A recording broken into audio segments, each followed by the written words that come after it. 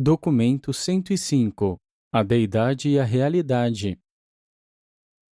Mesmo para as ordens mais elevadas de inteligências do universo, a infinitude é compreensível apenas parcialmente e a finalidade da realidade só é compreensível relativamente. Quando a mente humana procura penetrar o mistério eterno de origem e destino de tudo que é chamado de real, pode ser-lhe útil abordar a questão concebendo a eternidade e infinitude como uma elipse quase sem limite, que é gerada por uma causa absoluta e que funciona nesse círculo universal de diversificação infindável, buscando sempre algum potencial de destino absoluto e infinito. Quando o intelecto mortal tenta captar o conceito da totalidade da realidade, essa mente finita fica frente a frente com a realidade da infinitude. A totalidade da realidade é a infinitude e, portanto, não pode nunca ser plenamente compreendida por qualquer mente que é subinfinita na sua capacidade de conceituação. Dificilmente a mente humana consegue elaborar um conceito sobre a existência na eternidade que seja adequado, e sem essa compreensão é impossível descrever na íntegra os nossos conceitos da realidade. Contudo, podemos tentar fazer essa apresentação, se bem que estejamos plenamente cientes de que os nossos conceitos estarão sujeitos a uma profunda distorção no processo de traduzi-los, modificando-os para o nível de compreensão da mente mortal. 1. O conceito filosófico do Eu Sou. A causação primeira absoluta na infinitude é atribuída pelos filósofos do universo ao Pai Universal, atuando como o infinito, o eterno e absoluto Eu Sou. A apresentação para o intelecto humano dessa ideia de um eu sou infinito traz em si muitos elementos de perigo, posto que esse conceito está tão distante do entendimento experiencial humano a ponto de envolver distorções sérias de significados e erros quanto aos valores. Contudo, o conceito filosófico do eu sou proporciona aos seres finitos formar uma certa base para uma aproximação de entendimento parcial das origens absolutas e dos destinos infinitos. Todavia, em todas as nossas tentativas de elucidar a gênese e a fruição da realidade, que fique claro que esse conceito do eu sou é, em todos os significados e valores relacionados à personalidade, sinônimo da primeira pessoa da deidade, o Pai universal de todas as personalidades. Todavia, esse postulado do eu sou não é muito claramente identificável nos domínios não deificados da realidade universal. O eu sou é o infinito, o eu sou é também a infinitude. De um ponto de vista sequencial no tempo, toda realidade tem a sua origem no infinito eu sou, cuja existência solitária na eternidade passada infinita deve ser um postulado filosófico primeiro da criatura finita. O conceito do eu sou denota a infinitude inqualificável, a realidade indiferenciada de tudo que poderia ser em toda uma eternidade infinita. Como conceito existencial, o eu sou não é nem deificado nem não deificado, nem factual nem potencial, nem pessoal nem impessoal, nem estático nem dinâmico. Nenhuma qualificação pode ser aplicada ao infinito, exceto afirmar que o eu sou é. O postulado filosófico do eu sou é um conceito no universo que é um pouco mais difícil de ser compreendido do que o absoluto inqualificável. Para a mente finita, simplesmente deve haver um começo e, embora nunca tenha havido um começo real para a realidade, ainda há certas relações de fonte que a realidade mantém com a infinitude. A situação primordial de pré-realidade da eternidade pode ser pensada como algo assim. Em algum momento infinitamente distante, hipotético, na eternidade passada, o eu sou pode ser concebido como coisa tanto quanto como não coisa, como causa tanto quanto como efeito, como volição e como resposta. Nesse momento hipotético na eternidade, não há diferenciação em toda a infinitude. A infinitude é preenchida pelo infinito. O infinito abrange a infinitude. Esse é o momento estático e hipotético da eternidade. Os factuais estão ainda contidos dentro dos potenciais, e os potenciais ainda não apareceram dentro da infinitude do eu sou. Mas, mesmo nessa situação de conjectura, devemos assumir que existe a possibilidade da vontade própria. Lembrai-vos sempre de que a compreensão que os homens têm do Pai Universal é a de uma experiência pessoal. Deus, como vosso Pai espiritual, é compreensível para vós e para todos os outros mortais.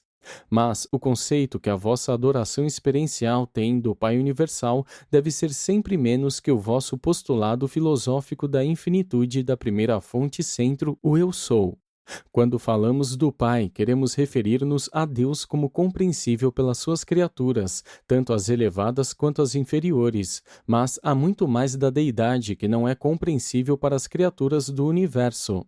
Deus, o vosso Pai e meu Pai, é aquele aspecto do infinito que percebemos nas nossas personalidades como uma realidade factual experiencial, mas o Eu Sou permanece para sempre como a nossa hipótese de tudo que sentimos ser incognoscível sobre a primeira fonte centro.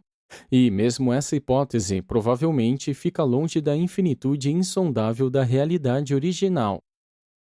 O universo dos universos, com as suas inumeráveis hostes de personalidades que o habitam, é um organismo vasto e complexo, mas a primeira fonte centro é infinitamente mais complexa do que os universos e as personalidades que se tornaram reais em resposta aos mandados da sua vontade.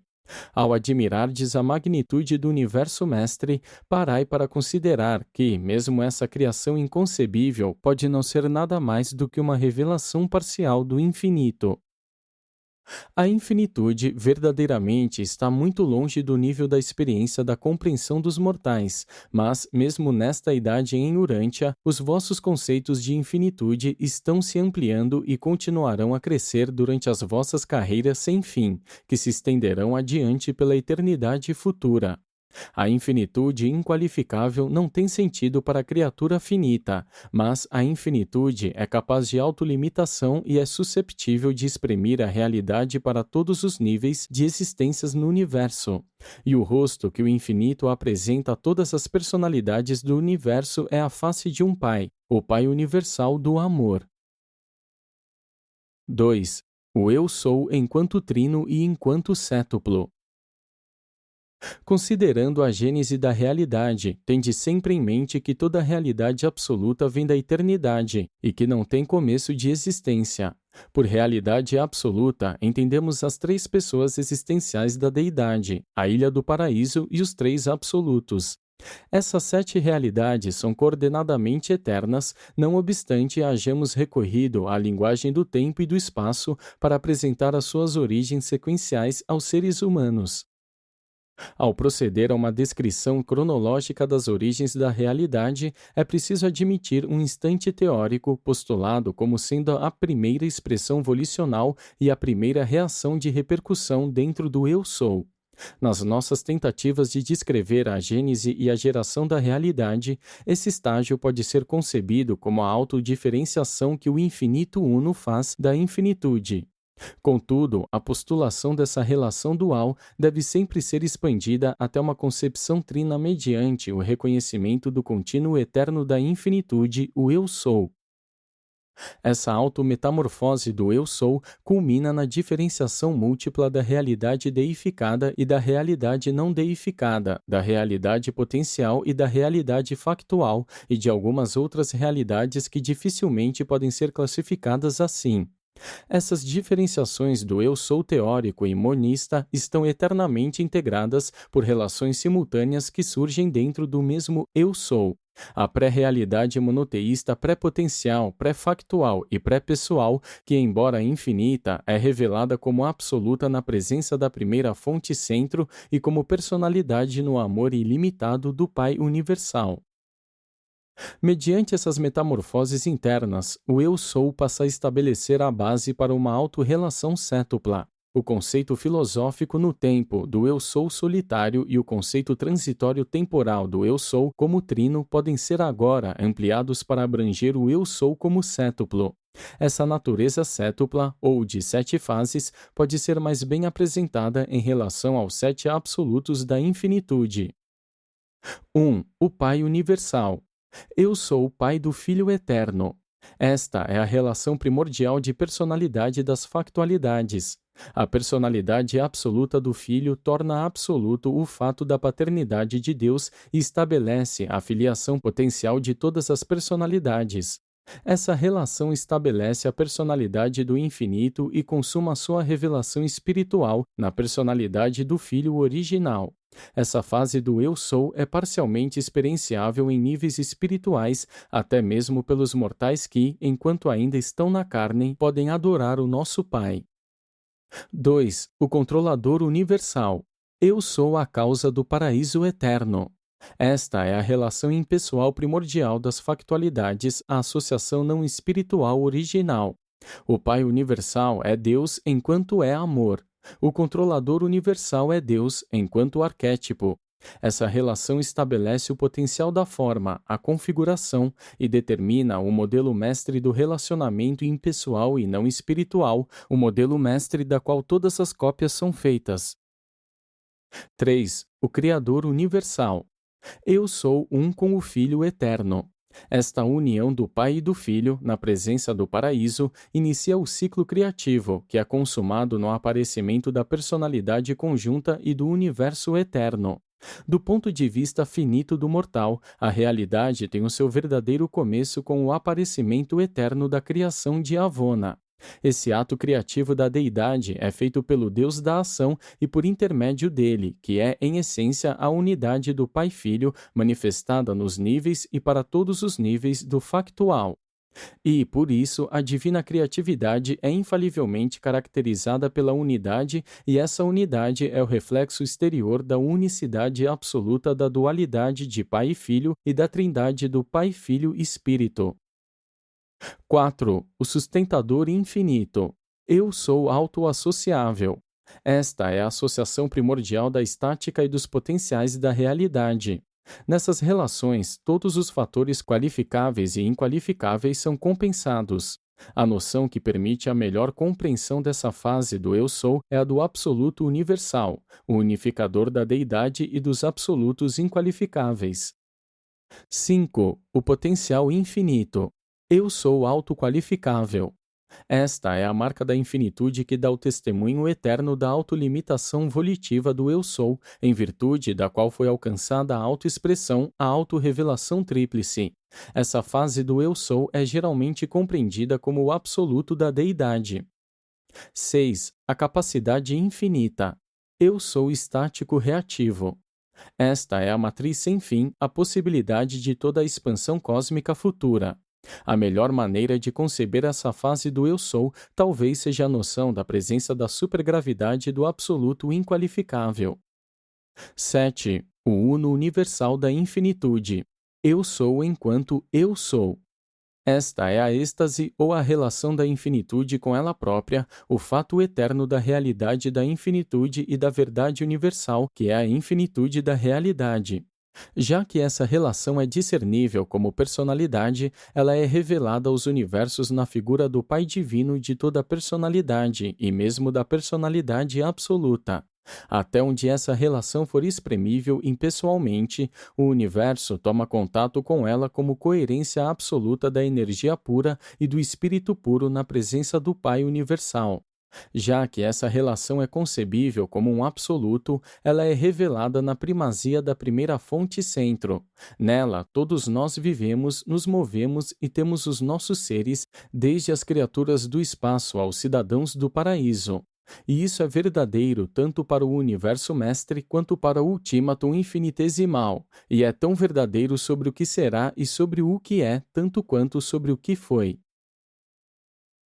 3. Os 7 absolutos da infinitude. As 7 relações primordiais dentro do Eu Sou eternizam-se como 7 absolutos da infinitude. Embora, porém, possamos descrever as origens da realidade e a diferenciação da infinitude por uma narrativa sequencial, de fato todos os 7 absolutos são inqualificável e coordenadamente eternos. Pode ser necessário às mentes mortais conceber os seus começos, mas essa concepção deveria ser sempre dominada pela compreensão de que os 7 absolutos não tiveram nenhum começo, eles são eternos e têm sempre sido. Os 7 absolutos são a premissa da realidade. Eles têm sido descritos nestes documentos do modo seguinte: 1. A primeira fonte centro. Primeira pessoa da deidade e arquétipo primordial da não-deidade, Deus, o Pai universal, Criador, Controlador e Sustentador. Amor universal, Espírito eterno e energia infinita. Potencial de todos os potenciais e fonte de todos os factuais. Estabilidade de toda a estática e dinamismo de toda mudança. Fonte dos modelos e dos arquétipos e Pai das pessoas. Coletivamente, todos os sete absolutos equivalem à infinitude, mas o Pai universal é ele próprio de fato infinito. 2. A segunda fonte centro. Segunda pessoa da deidade, o Filho eterno e original, realidade da personalidade absoluta do Eu Sou e base para a compreensão-revelação do Eu Sou personalidade. Nenhuma personalidade pode esperar alcançar o Pai Universal a não ser por intermédio do seu Filho Eterno. Nem a personalidade pode alcançar níveis espirituais de existência fora da ação e da ajuda desse modelo absoluto de todas as personalidades. Na segunda fonte centro, o espírito é inqualificável, enquanto a personalidade é absoluta. 3. A fonte centro do paraíso. O segundo modelo da não-deidade, a ilha eterna do paraíso, base para a compreensão-revelação do Eu Sou Força, e fundação para o estabelecimento do controle da gravidade em todos os universos. Com relação a toda realidade factualizada, não espiritual, impessoal e não volicional, o paraíso é o absoluto dos arquétipos. Do mesmo modo que a energia do espírito está relacionada ao Pai Universal por intermédio da personalidade absoluta do Filho-Mãe, assim toda a energia cósmica é mantida sob o controle gravitacional da primeira fonte centro, por intermédio do modelo absoluto da Ilha do Paraíso. O paraíso não está no espaço. O espaço existe em relação ao paraíso, e a cronicidade do movimento é determinada pela sua relação com o paraíso. A ilha eterna está absolutamente em repouso. Todas as outras energias organizadas e em organização estão em movimento eterno. Em todo o espaço, apenas a presença do absoluto inqualificável está quieta, e o inqualificável está coordenado com o paraíso. O paraíso existe no foco do espaço, o inqualificável penetra-o e toda a existência relativa tem o seu princípio dentro desse domínio. 4. A terceira fonte centro. Terceira pessoa da deidade, o agente conjunto, é o integrador infinito das energias cósmicas do paraíso com as energias do espírito do Filho Eterno, o coordenador perfeito dos motivos da vontade e mecânica da força. Unificador de toda a realidade factual e em factualização. Mediante as ministrações dos seus múltiplos filhos, o Espírito Infinito revela a misericórdia do Filho Eterno, enquanto funciona ao mesmo tempo como manipulador infinito, tecendo para sempre o arquétipo do paraíso nas energias do espaço.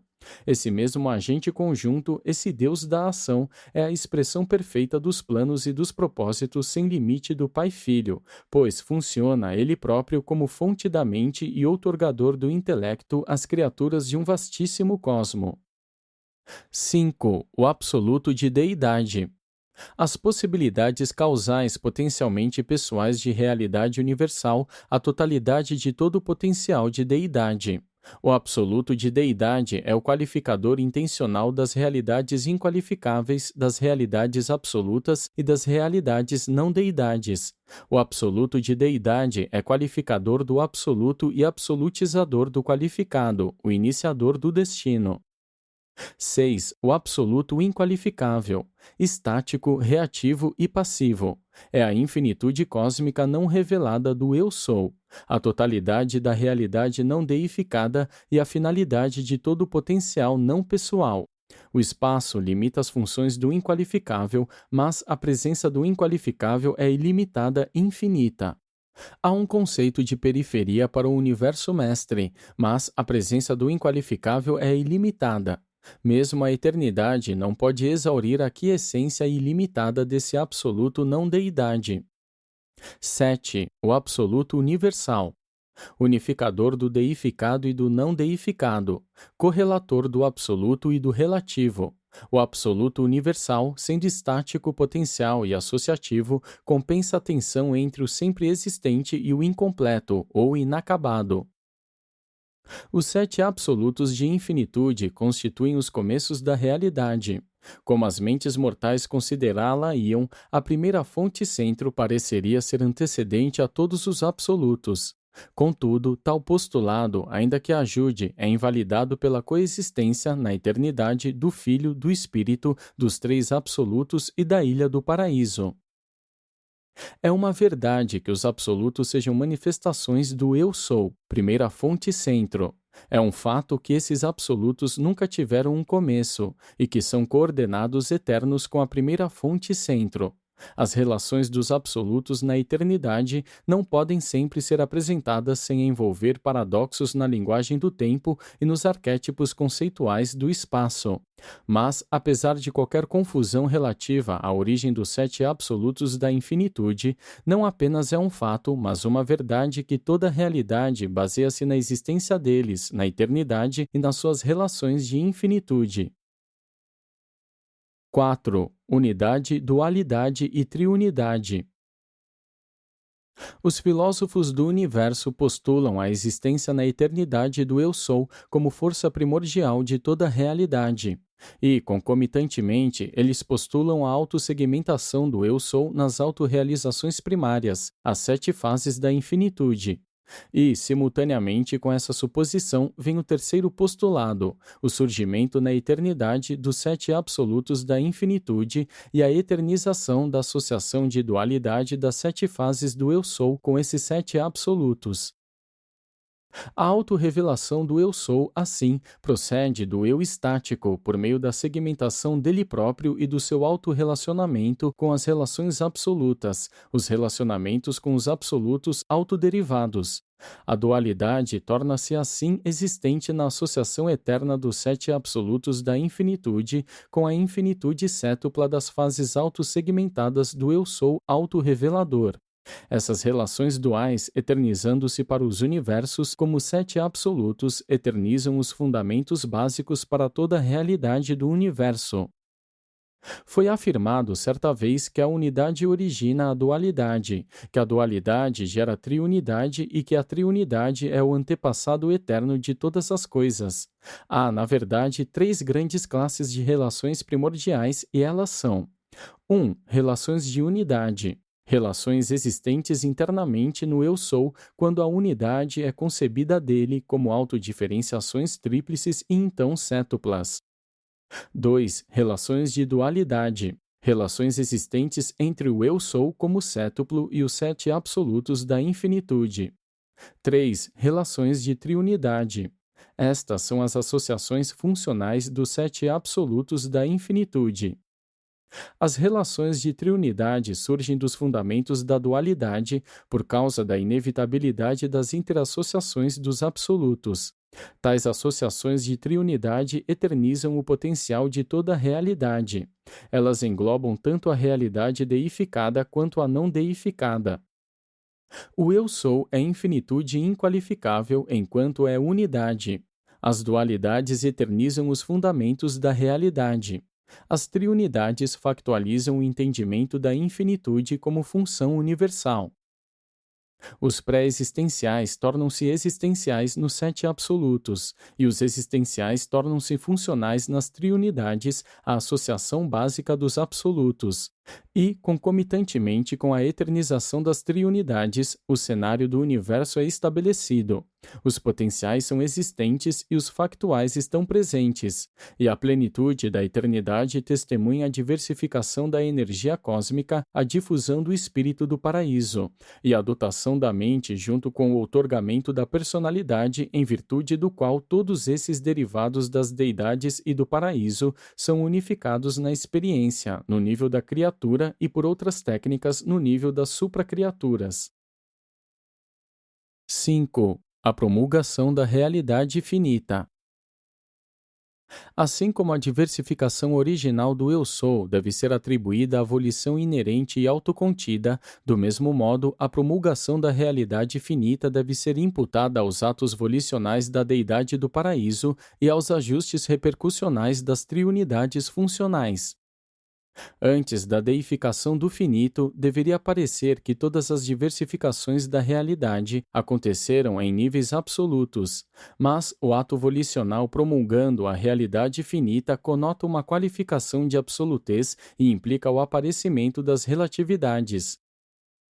Se bem que apresentemos esta narrativa como uma sequência e retratemos o aparecimento histórico do finito como um derivativo direto do absoluto, dever-se-ia ter em mente que os transcendentais tanto precederam quanto sucederam a tudo que é finito.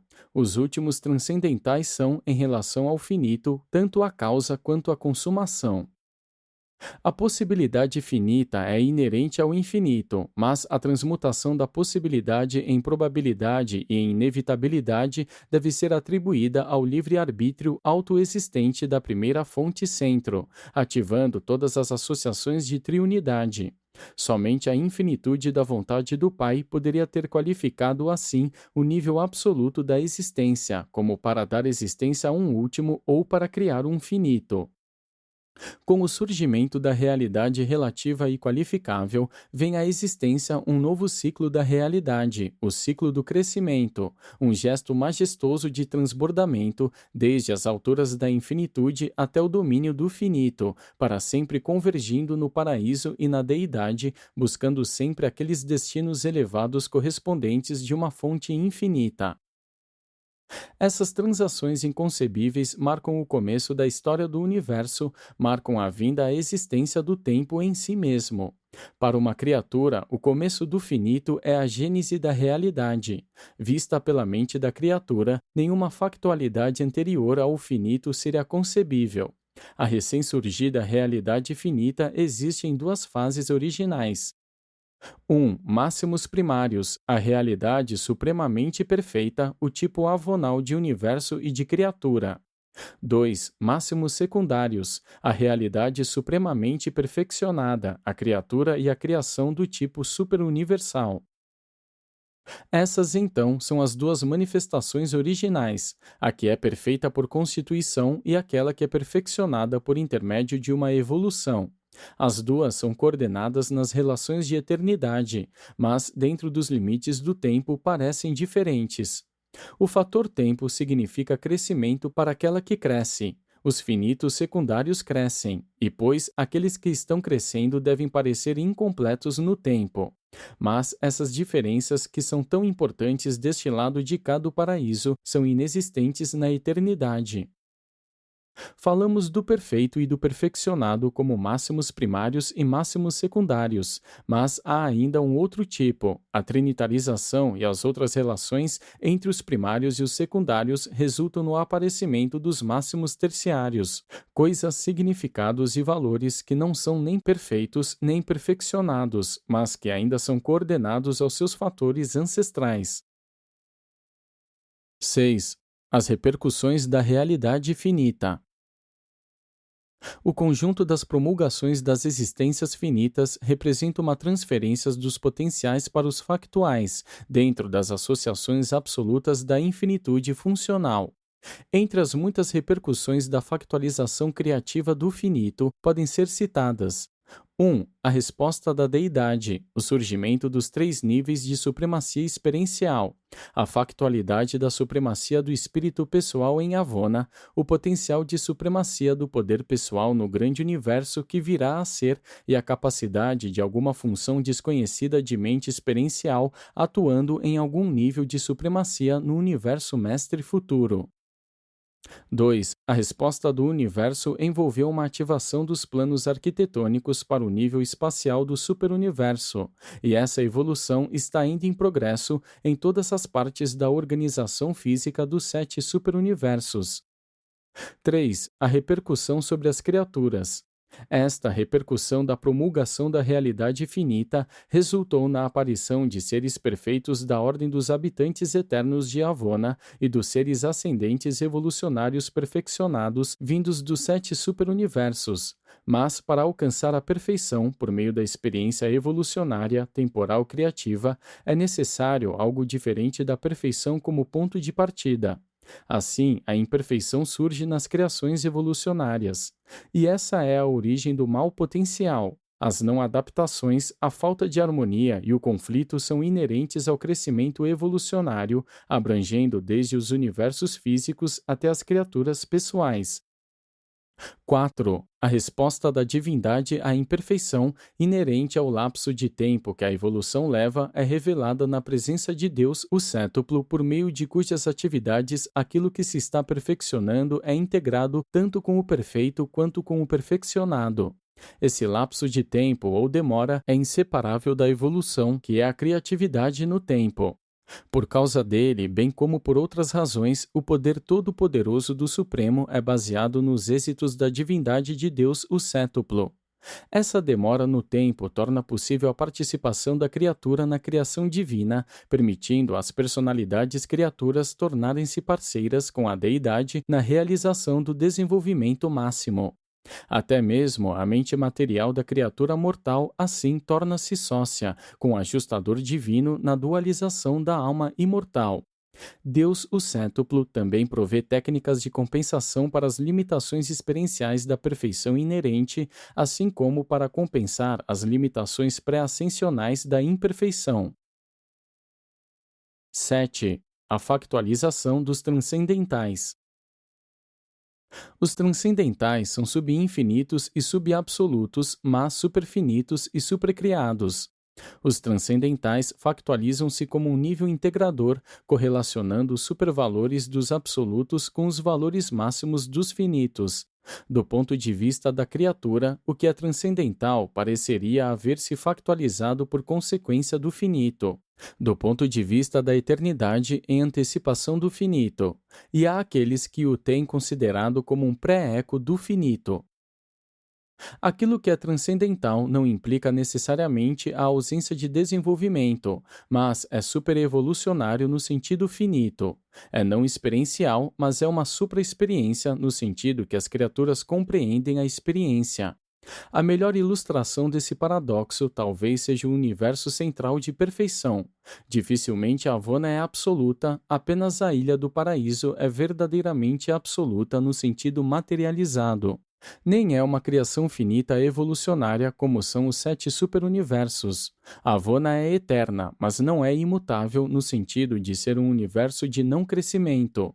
É habitada por criaturas, os nativos de Havana, que nunca foram factualmente criadas, pois são eternamente existentes.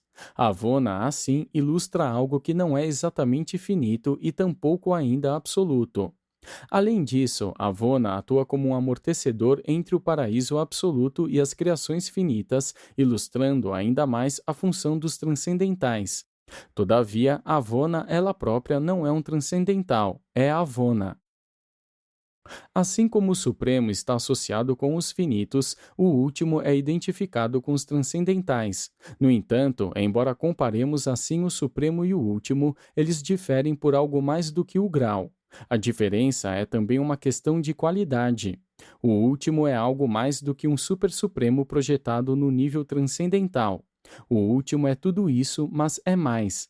O último é uma factualização de novas realidades da deidade, a qualificação de novas fases daquilo que até então era inqualificável. Entre aquelas realidades que estão associadas ao nível transcendental estão as seguintes: 1. A presença do último como deidade. 2. O conceito do universo mestre. 3. Os arquitetos do universo mestre. 4. As duas ordens de organizadores da força do paraíso. 5. Algumas modificações na potência espacial. 6. Alguns valores do espírito. 7. Alguns significados da mente. 8. As qualidades e as realidades absonitas. 9. A onipotência, a onisciência e a onipresença. 10. O espaço. O universo em que existimos agora pode ser considerado como existindo em níveis finitos, transcendentais e absolutos. E esse é o estágio cósmico no qual se representa o drama sem fim das realizações da personalidade e das metamorfoses da energia. E todas essas múltiplas realidades são unificadas absolutamente por várias triunidades funcionalmente pelos arquitetos do universo mestre, relativamente pelos 7 espíritos mestres, os coordenadores subsupremos da divindade de Deus, o cétuplo. Deus, o cétuplo, representa a revelação da personalidade e da divindade do Pai Universal para as criaturas, não só de status máximo, mas também de status submáximo. Mas há outras relações cétuplas da primeira fonte centro que não pertencem à manifestação do ministério espiritual divino do Deus que é Espírito. Na eternidade do passado, as forças dos absolutos, os espíritos das deidades e as personalidades dos deuses mobilizaram-se para responder à vontade autônoma primordial da vontade existente por si própria. Na idade atual do universo, estamos todos testemunhando as repercussões estupendas do vasto panorama cósmico das manifestações subabsolutas dos potenciais ilimitados de todas essas realidades. E é totalmente possível que a diversificação continuada da realidade original da primeira fonte centro possa continuar a sua manifestação para frente e para fora, idade após idade, para sempre e sempre, até distâncias inconcebíveis da infinitude absoluta. Apresentado por um Melquisedeque de Nebadon.